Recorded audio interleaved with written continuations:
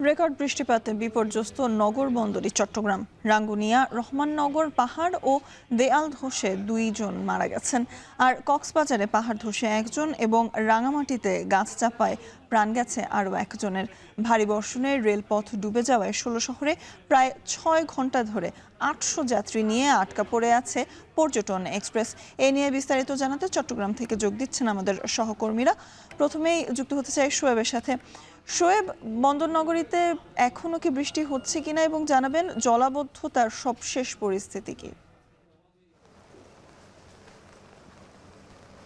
স্বর্ণা, টানা বৃষ্টিপাত চলছে, এই মুহূর্তে বৃষ্টি পড়ছে এবং বৃষ্টিপাতের কারণে চট্টগ্রাম নগরীর যে নিম্নাঞ্চলগুলো রয়েছে সেই নিম্নাঞ্চলগুলোতে কিন্তু পানি বা জলাবদ্ধতা সৃষ্টি হয়েছে এবং সেই জলাবদ্ধতা কিন্তু এখনও বিভিন্ন এলাকাতে রয়েছে। এবং আমরা দেখতে পেয়েছি যে আগ্রাবাদ, কাতালগঞ্জ, আগ্রাবাদ সিডি আবাসিক এলাকা সহ বিভিন্ন এলাকাতে কিন্তু বাসাবাড়িতে পর্যন্ত পানি ঢুকে গিয়েছে এবং যে কারণে নগর জীবনে কিন্তু দুর্বিষহ যন্ত্রণা নেমে এসেছে বলা যায়। সারাদিন ব্যাপী মানুষ যারা কর্মক্ষেত্রে বের হয়েছিলেন তাদের ভোগান্তির শেষ ছিল না এবং রাতের এই সময়টাতেও যেহেতু বাসাবাড়ি থেকে পানি নামেনি সে কারণে এখনও কিন্তু ভোগান্তি পোহাতে হচ্ছে তাদেরকে।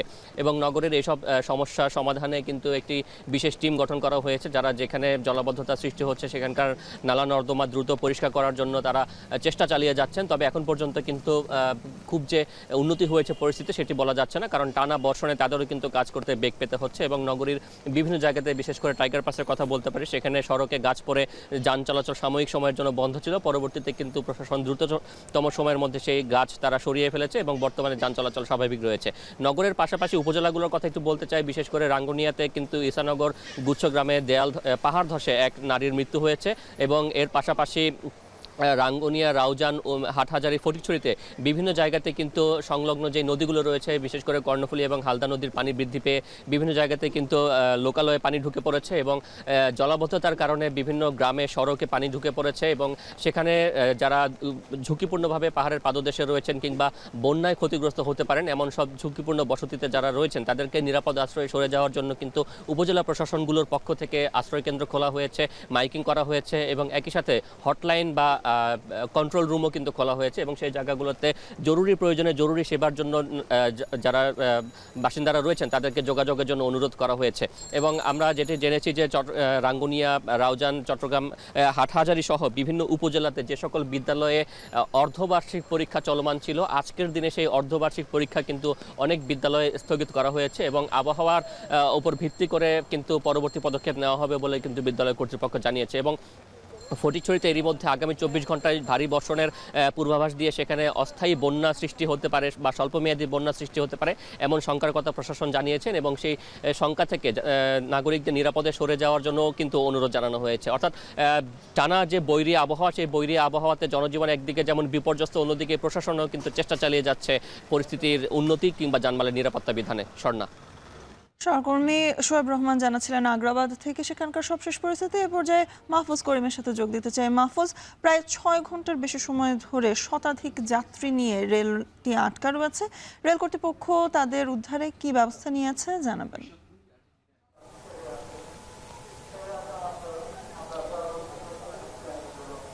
এখন পর্যন্ত আমরা যদি বলি প্রায় 6.5 ঘন্টা ট্রেনটি চট্টগ্রামের 16 শহর রেল স্টেশনে আটকে আছে এবং কতক্ষণে ট্রেনটি ছেড়ে যাবে সেটি নির্দিষ্ট করে রেল কর্তৃপক্ষ বলতে পারছেন না। তারা আমাদেরকে জানিয়েছেন 16 শহর থেকে একটু সামনের দিকে অর্থাৎ সুন্নিয়া মাদ্রাসা, একই সাথে তার সামনের অংশে রেল লাইনে পানি উঠে যাওয়ার কারণে মূলত ট্রেনটি 16 শহরে দাঁড়িয়ে আছে এবং তারা বলছেন যে এখনও পর্যন্ত ওই রেল লাইনে প্রায় 14 থেকে 15 ইঞ্চি পানি রয়েছে এবং সেই পানির পরিমাণ যদি 5 কিংবা 6 ইঞ্চিতে নেমে আসে সেক্ষেত্রে হয়তো তারা ট্রেন চালাতে পারবেন। যেহেতু এখনও পর্যন্ত পানি প্রায় 14-15 ইঞ্চি রয়েছে, ফলে তারা এখনও পর্যন্ত নির্দিষ্ট করে বলতে পারছেন না কতক্ষণে ট্রেনটি ছেড়ে যাবে। আমরা দেখতে পাচ্ছি এই ট্রেনে প্রায় 800-র বেশি যাত্রী রয়েছে, তারা বেশ ভোগান্তির মধ্যে পড়েছে। বিশেষ করে ছোট বাচ্চাদের নিয়ে মূলত সমস্যাটা বেশি তীব্র হয়েছে তারা আমাদেরকে জানিয়েছেন। এখানে পানির সংকট তৈরি হয়েছে, ওয়াশরুমে পানির সংকট যেমন রয়েছে, পাশাপাশি খাবারের সংকট, সেই সংকটের কথা তারা আমাদেরকে জানিয়েছেন।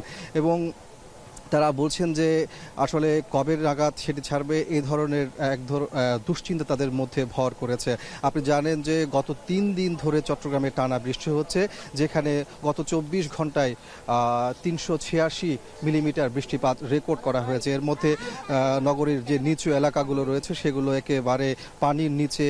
একই সাথে আমরা দেখতে পাচ্ছি চট্টগ্রামের রহমাননগরে পাহাড় ধসের ঘটনা ঘটেছে এবং সেখানে একজন মারা গেছেন, 3 জন আহত হয়েছেন, তাদেরকে চট্টগ্রাম মেডিকেল কলেজ হাসপাতালে ভর্তি করা হয়েছে। এবং আরেকটি বিষয় বলে রাখি যে চট্টগ্রাম থেকে কক্সবাজার রুটের একেবারে ট্রেন চলাচল বন্ধ রয়েছে। কক্সবাজার থেকে যে প্রবাল এক্স ট্রেনটি রয়েছে সেটিও কিন্তু জানালি হাটে আটকে আছে এই জলাবদ্ধতার কারণে, অর্থাৎ রেল লাইনে পানি থাকার কারণে। তো এই ছিল আমার কাছে চট্টগ্রামের পর্যটক এক্সপ্রেস একই সাথে প্রবাল ট্রেনের সবশেষ তথ্য। স্বর্ণা। সহকর্মী কাজী মাহফুজ এবং শোয়েব রহমান যুক্ত ছিলেন চট্টগ্রাম থেকে আমাদের সাথে।